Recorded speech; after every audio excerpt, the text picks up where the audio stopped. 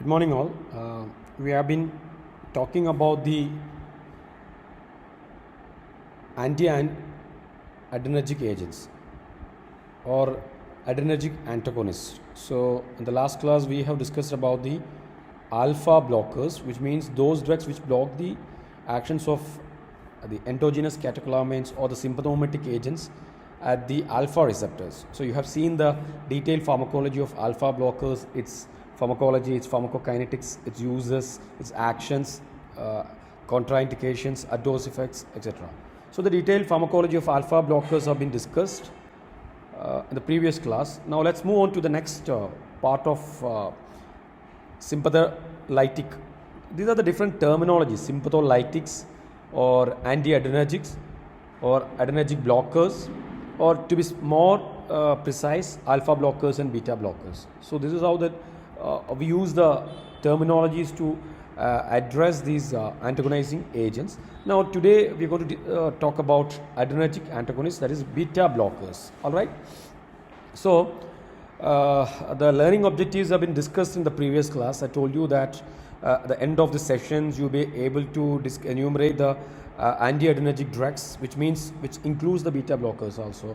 Its pharmacokinetics, which includes the beta blockers, its uses, contraindications, mechanism of action. So I'm not going to repeat the learning objectives of this class again.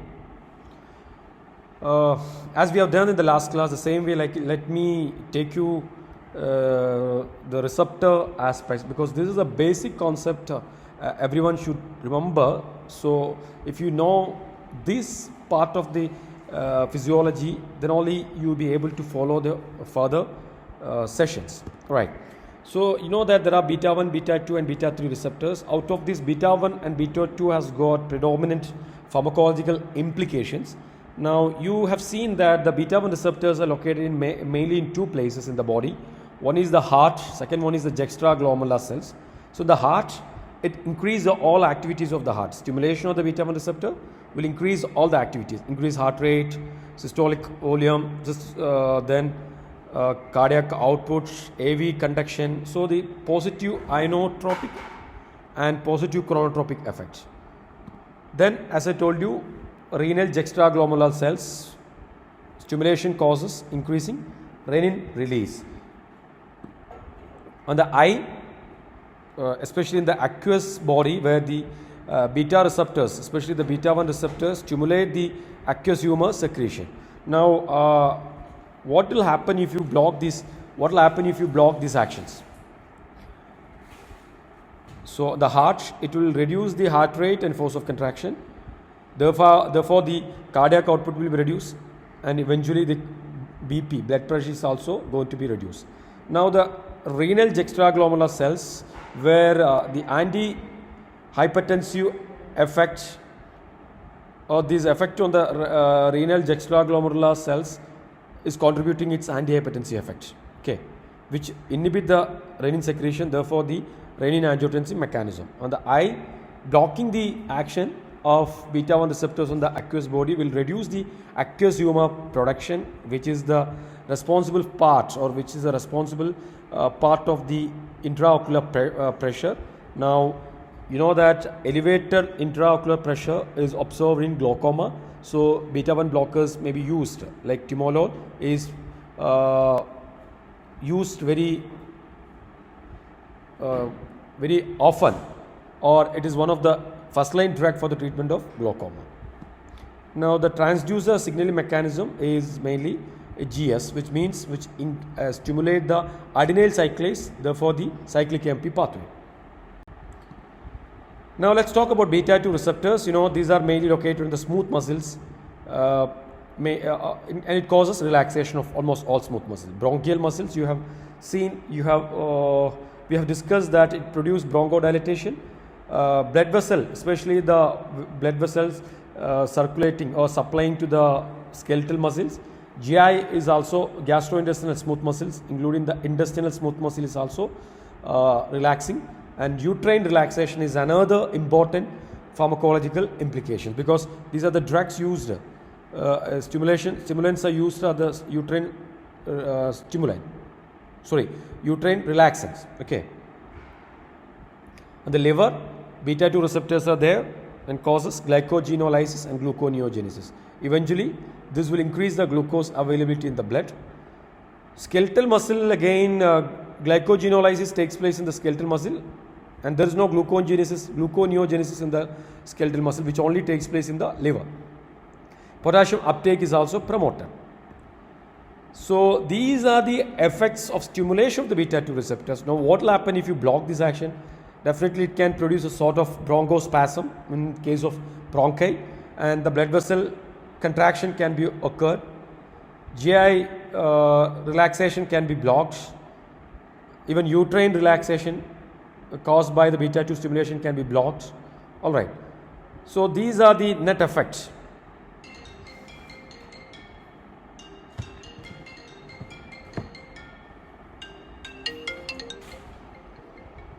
So this can precipitate bronchospasm in asthmatics and vasospasm in patients with vasospastic disorders. So that's very important to be remember. Now beta 3 receptors, it is mainly in the adipose tissues, and it promotes lipolysis. And even if you block this, there's no much pharmacological implication as such. This is again, beta 3 is also sort of GS, which stimulate the stimulate the lipolysis. Adenyl cyclase.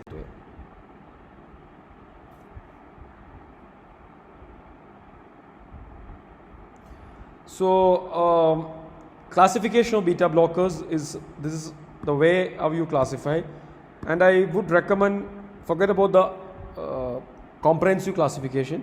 You just remember beta 1, selective, non-selective beta 2.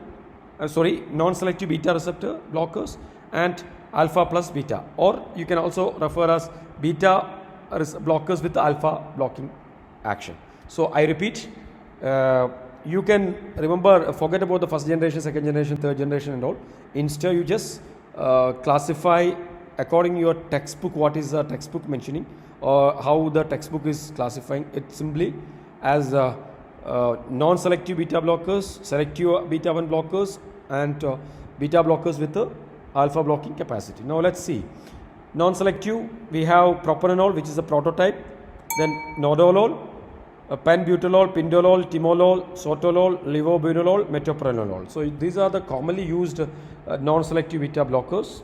Now when you come to selective beta 1 blockers, we have acebutolol, atenolol, bisoprolol, esmolol, metoprolol. And regarding esmolol, this is the shortest acting beta blockers, and this is metabolized by pseudocholinesterase. So we have discussed in pharmacokinetics that those drugs which undergo metabolism by the pseudocholinesterase will have a rapid, the short duration of action. Okay, hence this is applicable in case of esmolol also. It has got a short duration of action. So the second box denote the beta 1 selective. All right.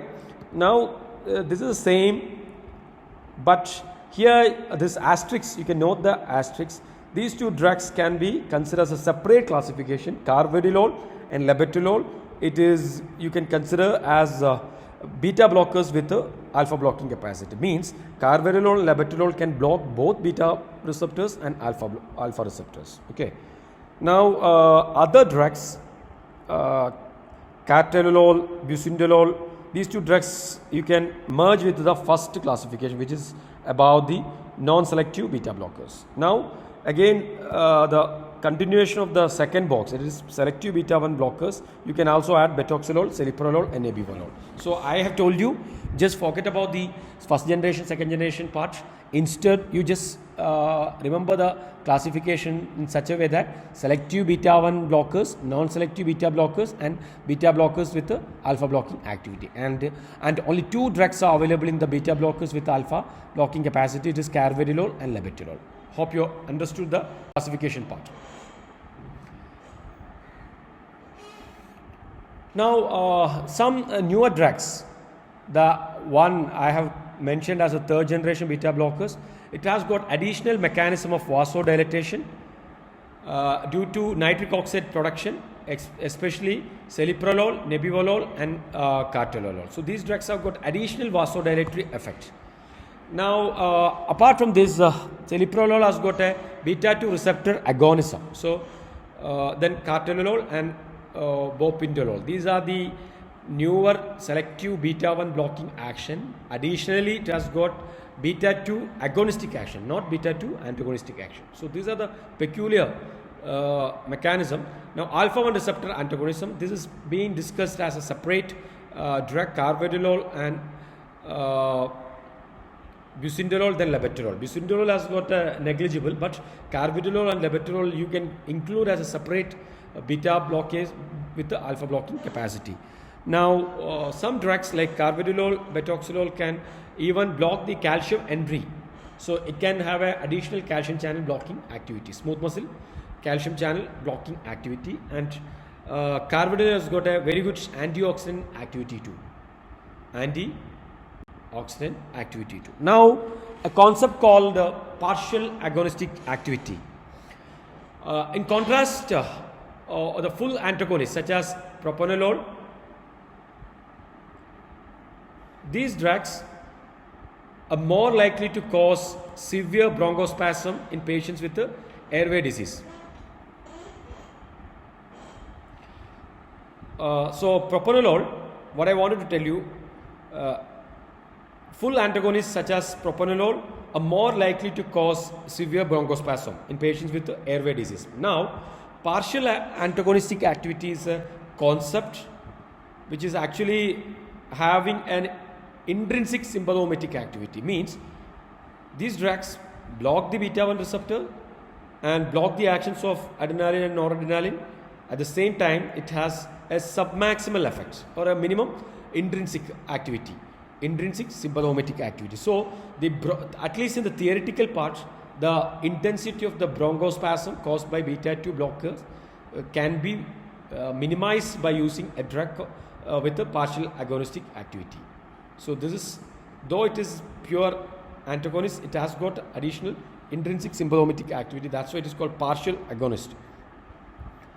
It may be an advantage in treating patients with asthma because beta 2 blockers can produce bronchospasm. Now, at least theoretically, the beta blockers with the partial agonistic activity will not produce so much of bronchospasm, and examples are pindolol, acebutolol, okay, and are less likely to cause bronchospasm. Now, some beta blockers has got local anesthetic activity. So, lignocaine or prilocaine, these are the commonly used local anesthetic agents. It can block the sodium channels. Okay, and sodium is a cation, extracellular cation involved in the generation of action potential or the depolarization, repolarization process. Now, local anesthetics generally block the sodium channel, hence it acts as a local anesthetic. Now, beta blockers, especially with our propranolol, has got a local anesthetic activity, and this term is also referred as membrane stabilizing activity. Membrane stabilizing activity. That's the reason beta blockers are not used in glaucoma, because if you use beta blockers like propranolol with a membrane stabilizing activity or local anesthetic activity, it can produce anesthesia in the topical eye area and causes abolishing of corneal reflex and light reflex, etc. So, what happens when the corneal reflex is abolished unnecessarily? If you use propranolol for the glaucoma, because it has to be given continuously every day, and the corneal reflex will be abolished, and the purpose of corneal reflex, it is a protective reflex. So, unnecessarily foreign bodies can enter into eye, infection, inflammation. So, these can avoid if you avoid the beta blockers like propranolol with the membrane stabilizing activity. So, that's an important point. So, if somebody asks you why don't you use propranolol in glaucoma topically, simple, because it has got local anesthetic activity. So, this is a disadvantage when beta blockers are used topically in the eye, because it decreases the protective reflex and increase the risk of corneal ulceration. This is what exactly I have told you now. Local anesthetic effects are absent from timolol and several other blockers that are useful in glaucoma. That's a major reason why timolol is preferred over many other beta blockers in the treatment of glaucoma, because timolol is absolutely free from the local anesthetic activity. So I hope you are following me. Now let's talk about the pharmacokinetics. Most of these beta blockers, the systemic agents, have been developed for chronic oral use. See, whether it is for the treatment of hypertension or glaucoma or angina pectoris or MI, the drug is intended to use for a long period. The chronic application is necessary, and generally it is orally used. So choosing the frequency and the dose is absolutely depend on the individual drugs, because some of the drugs are highly lipid soluble and some of the drugs are less lipid soluble. Some of the drugs has got a high plasma protein binding capacity, and all these factors will determine its duration of action. So the frequency of the dose selection and dosage formulation, etc., all are depend on the individual drug. So it keep varying from drug to drug. And I told you esmolol is the shortest acting, because it's an ester bonded agent which is metabolized by pseudocholinesterase. And please remember, esmolol is, why I have given this is in red, because esmolol having ester bond and undergo metabolism by the pseudocholinesterase, hence it has got a shortest duration of action, and it is always given parenterally, and usually it is not used for the treatment of hypertension because short acting, but it is a life-saving drug in many arrhythmias. Nadolol is the longest acting beta blockers because it has got a high plasma protein binding capacity and slow metabolic rate. All these can contribute its longer duration of action. Now, when we talk about acebutolol, atenolol and nadolol, these are less lipid soluble than other beta blockers, and the probability to access to the CNS is less. Okay, so the CNS adverse effects and its pharmacological effects in the CNS is bare minimum. So please remember, acebutolol, atenolol and nadolol are less lipid soluble. Let's talk about the uses. So when you talk about, before we talk about the uses, I think I wanted to ask you about the actions, because actions are always important, and to describe the actions, the locations are very important. That's the reason I have discussed the locations of each receptors, beta 1, beta 2 and beta 3 receptors, and you know well about the locations, therefore its action. So say for example, beta 1 receptors on the heart, it increases the force of contraction, heart rate, etc., cardiac output of course. So blocking this can reduce the cardiac output, force of contraction, contractility, heart rate. Eventually it reduces the cardiac output and therefore definitely reduce the blood pressure.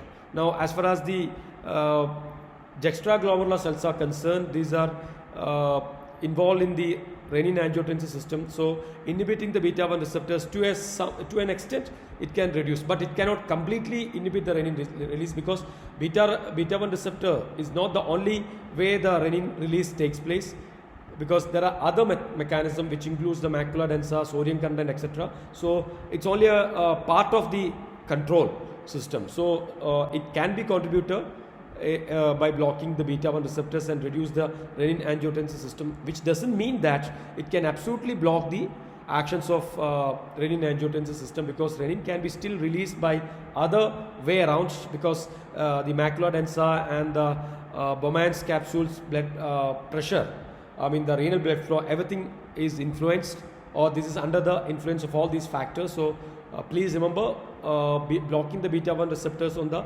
juxtaglomerular cells alone cannot completely block the renin-angiotensin system. Alright. Now when you talk about the beta 2, I've told you beta 2 on the bronchial asthma produce broncho relaxation or bronchodilation or broncho relaxation. Now blocking this can produce bronchospasm. So this is what happened when you block these actions, and I don't want to repeat it again because you are well aware about the receptors of beta and where it is located and what will happen if you stimulate. So definitely blocking this can produce exact opposite effects. As I told you, stimulation of beta 2 receptor produce bronchodilation and blocking will produce bronchoconstriction. Fine. So let's talk about the uses. It has two distinct uses. One is cardiovascular and the other one is non-cardiovascular. So what are the cardiovascular uses? So first indication is hypertension. So the commonly used drugs include atenolol, propranolol, metoprolol, timolol, etc. Both non-selective and selective beta-1 blockers can be used. Now the problem, when you use non-selective beta blockers, you have to be more vigilant, because see, an hypertensive patient comes with a bronchial asthma, it is recommended to avoid beta blockers, especially non-selective. Now if at all, if you want to use beta blockers, you have to prescribe selective beta-1 blockers. Okay. Hypertension, what is the rationale of using beta blockers in hypertension? Number one, you have seen that beta-1 receptors blockade can reduce the contractility, heart rate, AV conduction, etc. Eventually, it will reduce the cardiac output, therefore BP. Now, second one, you have already seen that a partial effect of renin-angiotensin system inhibition. And one more mechanism which is unlikely to explain by the mechanism, but it is a what is unexpected way, like continuous use of beta blockers may reduce the tone of the blood vessels, vasculature. So eventually it can reduce a sort of, it can produce a sort of decreased tone of the blood vessels and a sort of vasodilatation. So all this can contribute the role of beta blockers in the treatment of hypertension. Now second one is angina pectoris. During angina pectoris, eventually we are targeting to reduce the workload of the heart. So being a beta blocker, it reduces the heart rate and force of contraction, therefore eventually it reduces the workload of the heart. Now please remember, when I am talking about angina pectoris, it is never used for the termination of acute attack of asthma. It's always for the prophylaxis. It's always for the prophylaxis. And it is one of the wonderful drug as a life-saving agent in the immediately after MI, because MI can contribute the high rate of tachycardia, and it has to be arrested with a beta blocker. So it's a life-saving agent. Timolol, metoprolol, etc. Propranolol are quite often used drugs. Supraventricular tachycardia, where it's a sort of arrhythmia, where esmolol, propranolol and acebutolol are preferred. Then heart failure. See, this is very interesting. Actually, in 80s, we used to tell that beta blockers should not be used. It can kill the heart.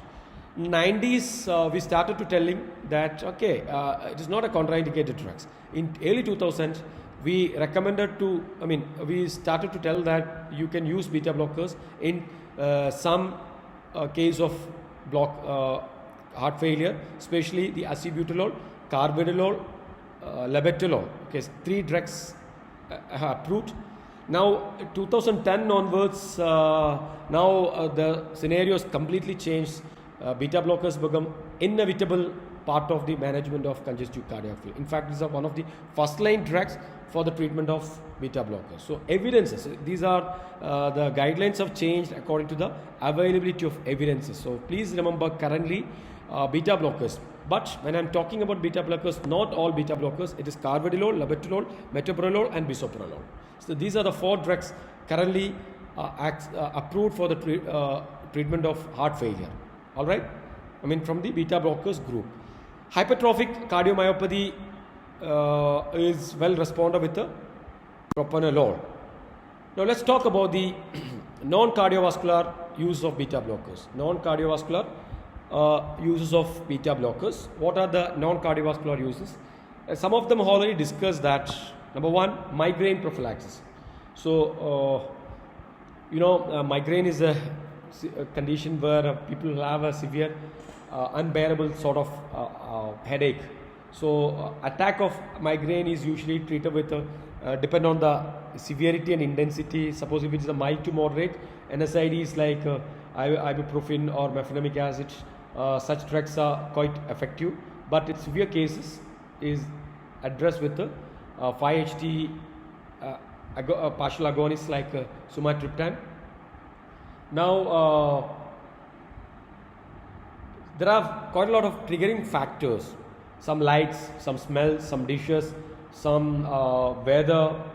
There are various triggering factors. So the first number one priority is avoiding the exposure to the aggravating factors. Number two, you can use prophylactic agents, and beta blockers like propranolol is one among the prophylactic agents which is quite often used drugs for the prophylaxis of migraine. Second one is familial trauma, other types of trauma and stage fright. So you know that when you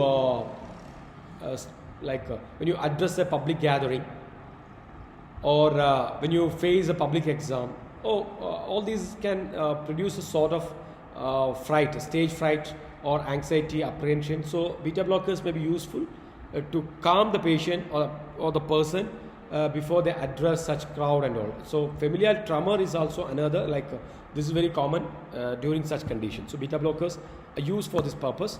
Thyroid storm and thyrotoxicosis. You know that the potent thyroid hormone, T3 is a potent thyroid hormone, and usually the T4 is released from thyroid gland, which is converted into T3, and the actions of thyroid hormone is both due to T3 and T4, but the predominant effect is due to T3, and it has got more efficacious or the potent act or potent role. So beta blockers in thyroid storm has got two role. One is inhibiting the conversion of T4 into T3. Second one, of course, the hyperthyroid hormone can increase the actions of the cardiovascular system. Okay, cardiovascular system, increase the heart rate, blood pressure, sweating, palpitation. So all this can be increased. So what happened? Beta blockers, being a beta receptor blocker, it can block all these anxiety or the physiological sympathetic stimulation by the beta blockers. Propranolol is the most commonly used drug. Glaucoma, I told you, I explained the reason for the glaucoma, use of beta blockers in the treatment of glaucoma, because it reduces the aqueous humor secretion to a great extent and reduce the intraocular pressure. So these are the non-cardiovascular uses. So I repeat, non-cardiovascular uses includes migraine prophylaxis, then glaucoma, essential tremors and stage fright, okay, then thyrotoxicosis. These are the non-cardiovascular uses. When you talk about the cardiovascular uses, it includes hypertension, MI, angina pectoris, hypertrophic cardiomyopathy, okay, then of course the treatment of heart failure. So these are the cardiovascular uses. Now let's talk about the toxicity. It's very easy to remember, because most of the toxic effects are due to its extension of pharmacological effects. The same way how we explain about the alpha blockers, this is quite applicable in here also. So cardiovascular adverse effects are extension of the beta blockade, including by these agents. Cardiovascular adverse effects are bradycardia, and still higher doses AV block, and still higher doses it can produce heart failure. So this is wonderful, or quite interesting. See, a drug which is useful in the treatment of heart failure can precipitate heart failure. So you should know what is the basis. So when a beta blocker is prescribed to heart failure, it is recommended to start with the least possible dose. See, when a beta blocker is prescribed to a patient with heart failure, it has to be prescribed with the least possible dose, and accordingly the dose can be titrated. So heart failure can be AV block, and heart failure is very common with the higher doses. Patients with the airway disease may suffer severe asthma attacks. So it is advised not to prescribe beta blockers for a patient with a history of asthma for any condition. Beta blockers should be avoided for any condition. Now, hypoglycemia of unawareness is another problem.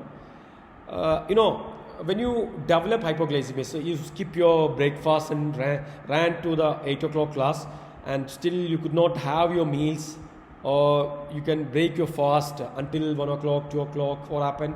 You start to sweat. The hypoglycemic symptoms start to warn you, including increased heart rate, salivation, palpitation, all this sympathetic stimulation. Now you imagine a patient who is taking beta blockers and who is on insulin.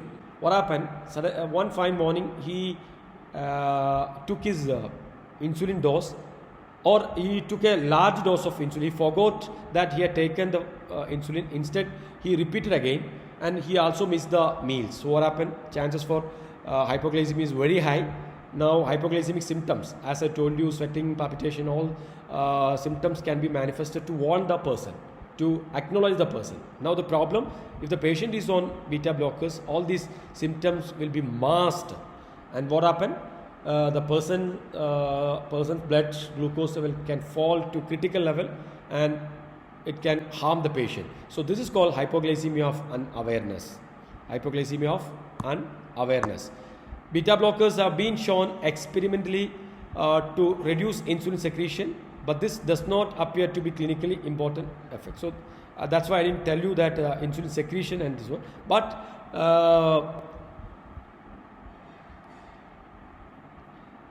hypoglycemia from insulin overdosage may be masked by beta blockers, and mobilization of glucose from the liver may be impaired. That's also another problem. See, when you use beta blockers, see, beta agonists can increase glycogenolysis, gluconeogenesis. When you block this, breakdown of the glycogen into glucose, as well as the formation of glucose molecule from a non-carbohydrate molecule is also blocked. So what happened? Already the patient or the person is suffering from hypoglycemia, plus any possibility of compensating this by glycogenolysis and gluconeogenesis is also blocked by beta blockers. So this is the complication, and it is called hypoglycemia of unawareness. And those drugs which can cross the blood-brain barrier, especially propranolol-like drugs, which can produce sedation, fatigue, sleep alterations, and lethargy. See, beta blockers, especially those which cross the blood-brain barrier and access to the CNS, definitely can have sedation, lethargy, and other effects.